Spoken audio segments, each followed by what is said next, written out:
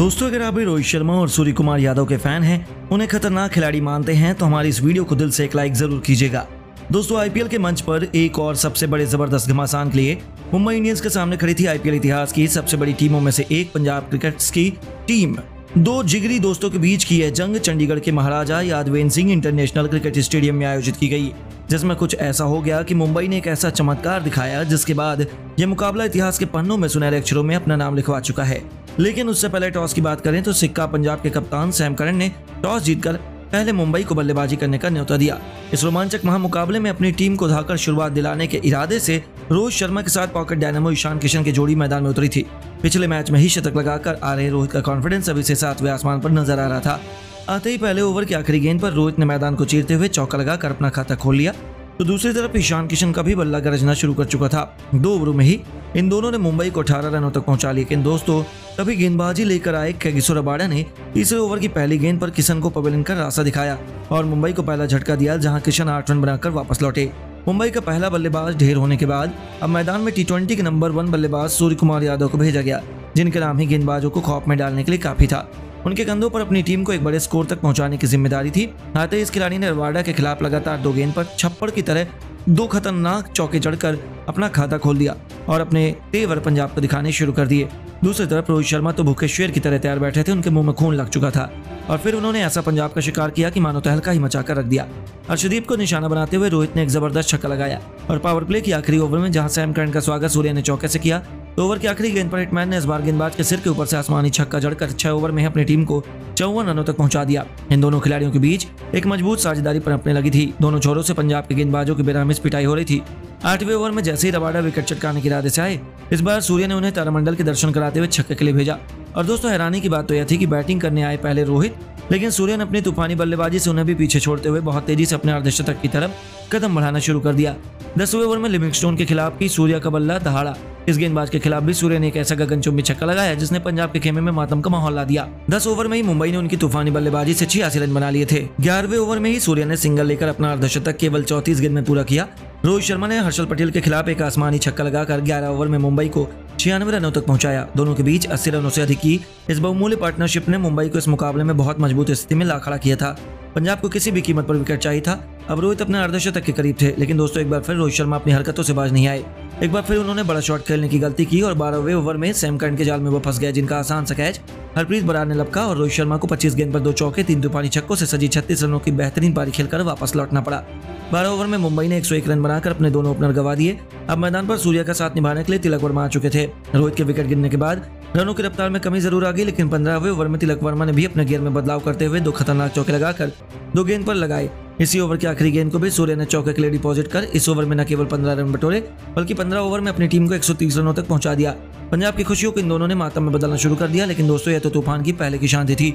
16वें over में जैसे ही Rabada के खिलाफ सूर्य को जीवनदान मिला, इस खिलाड़ी ने ऐसा तांडव मचाया कि रबाडा का करियर ही तबाह कर दिया। ओवर की तीसरी गेंद पर चौका लगाने वाले सूर्य ने चौथी गेंद पर अपना सुपला शॉट से गेंद को स्टेडियम के दूसरे स्टैंड में छक्के के लिए डिपॉजिट किया।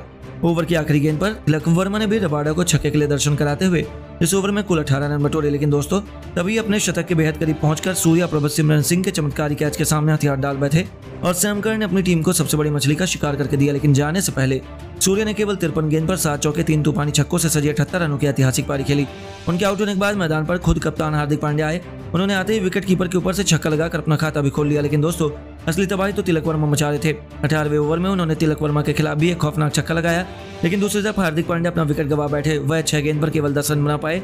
वहीं मैदान पर अब तिलक का साथ निभाने टीम डेविड आ चुके थे, जिन्होंने आते ही 19वें ओवर में सैम करन को मजा चखाते हुए तीसरी और चौथी गेंद पर मैदान को चीरते हुए चौका लगाया और 5वीं गेंद को मिड विकेट के ऊपर से छक्के में तब्दील कर पंजाब खेमे में हाहाकार मचा दिया। इसी के साथ 19 ओवर में उन्होंने मुंबई को 185 रनों तक पहुंचा दिया। हालांकि 20वें ओवर की दूसरी गेंद पर हर्षल पटेल ने टीम डेविड को पवेलियन भेज दिया। यह खिलाड़ी 7 गेंद पर 2 चौके 1 छक्के की बदौलत 14 रन बनाकर वापस लौटा, तो उनके आउट होने के बाद बल्लेबाजी करने उतरे रोमारियो सेफर्ट भी केवल 1 रन बनाकर हर्षल का शिकार हो गए और यहाँ तक कि आखिरी दिन पर मोहम्मद नबी को हर्षल पटेल ने रन आउट कर दिया और मुंबई की पारी को केवल 20 ओवर में 152 रनों पर रोक दिया।